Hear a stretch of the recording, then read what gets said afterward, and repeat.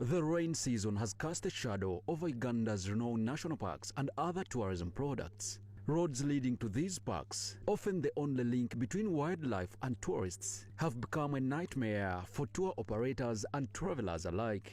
Some of the tourist vehicles find it hard to maneuver the wet and slippery terrain, registering cases of visitor complaints, especially the foreign ones. If people are going to use alternative roads which are far, it means the tour operator who is going to drive these tourists is going to incur more on fuel.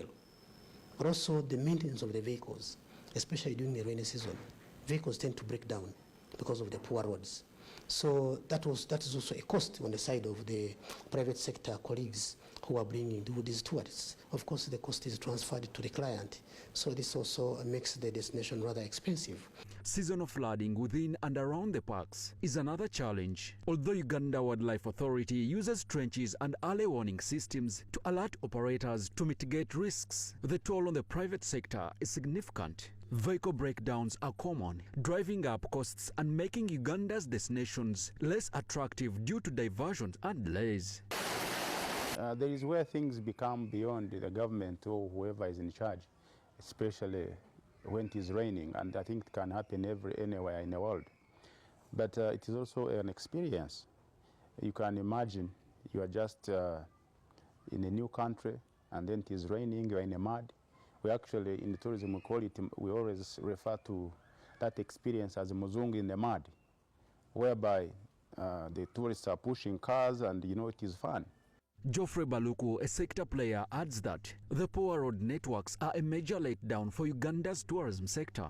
Despite some improvements in road infrastructure, the rains undo much of the progress, hindering mass tourism. If it rains, actually you go praying on that road, because a landslide can happen anytime, or your vehicle can skid off. I'm talking about the road from Kisoro to Nkuringo, Nkuringo to Rushaga, Rushaga to Ruhija, Ruhija to Buhoma. That is the core of tourism. The budget for tourism, roads, be allocated to the Ministry of Tourism. It's upon the Ministry of Tourism to work with UNRA.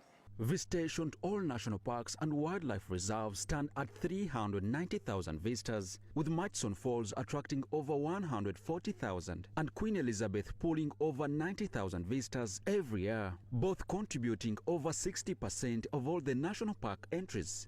Experts say bad roads leading to those two national parks could affect these numbers. Hanji says the rainy season often keeps wild animals away, causing an impression that Uganda's savannas sometimes run out of wildlife. The fact that animals, when it's raining, animals sometimes tend to hide.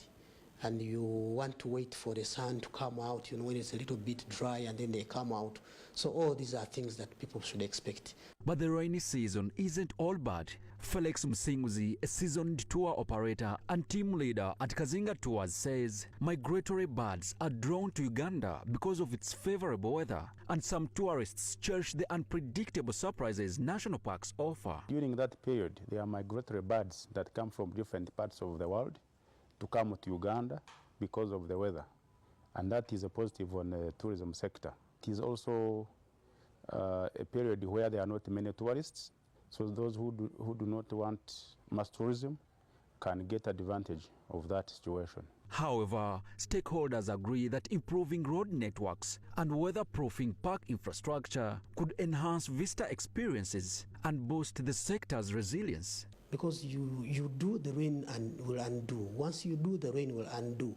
In most cases, you want to do routine maintenance during the dry period, so that when the rains come, they find the roads in a rather better shape. While Uganda's parks remain a jewel for wildlife enthusiasts, the rainy season continues to test their accessibility and the patience of those who come to explore. For now, it's a mixed bag of challenges and rewards.